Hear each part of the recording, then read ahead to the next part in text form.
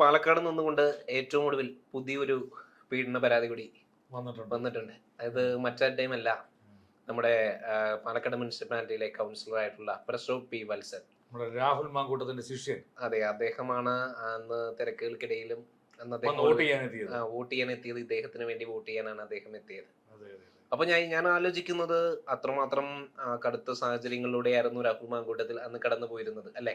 അതെ. ആ ഒരു സാഹചര്യങ്ങൾക്കിടയിലും ഇദ്ദേഹവുമായിട്ട് അല്ലെങ്കിൽ ഇദ്ദേഹത്തിന് വേണ്ടി വോട്ട് ചെയ്യാൻ രാഹുൽ എത്തിയിട്ടുണ്ടെന്നുണ്ടെങ്കിൽ അതിന് പിന്നിൽ മറ്റു പല ഗൂഢാലോചനയും ഉണ്ടോ?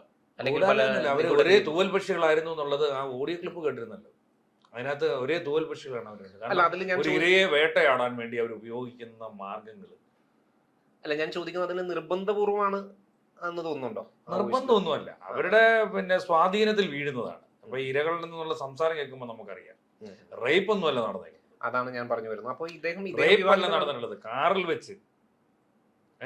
അതോടൊപ്പം തന്നെ പിന്നെ വേറെ ഒരു സ്ഥലങ്ങളൊക്കെ അവർ പറയുന്നുണ്ട്. പക്ഷെ കാറിൽ വെച്ചൊക്കെ ചെയ്യുമ്പോഴും അതിന് നമ്മളെന്തോ ചെയ്യണം, അത് ഉഭയസമ്മത പ്രകാരം തന്നെയാണ്. സമ്മതപ്രകാരമാണ്. അത് മാത്രമല്ല, ഇദ്ദേഹം എന്നിട്ട് അതിനുശേഷം പിന്നീട് വിവാഹിതനുമാണ്. വിവാഹിതനാണ്. ഒരു 9ാം ക്ലാസ്സിൽ പഠിക്കുന്ന ഒരു കുട്ടി കൂടിയുണ്ട് ഇദ്ദേഹത്തിന്. 2 കുട്ടികളുടെ പിതാവ് കൂടിയാണ് ഇദ്ദേഹം. എന്നിട്ടാണ് ഈ പണിക്ക് പോയത്. അത് മാത്രമല്ല, വോയിസ് ക്ലിപ്പിൽ ആ കുട്ടി പറയുന്നുണ്ട്, ഞാൻ വളരെ ചെറുതല്ലേ എന്നും ആ കുട്ടി പറയുന്നുണ്ട്, അല്ലേ? തീർച്ചയായിട്ടും. അപ്പോ എനിക്ക് തോന്നുന്നു ഉദ്യോഗസ്ഥ സമ്മതപ്രകാരം നടന്നിട്ടുള്ള ഒരു ബന്ധം അത് പിന്നീട് വഷളമാകുന്നു.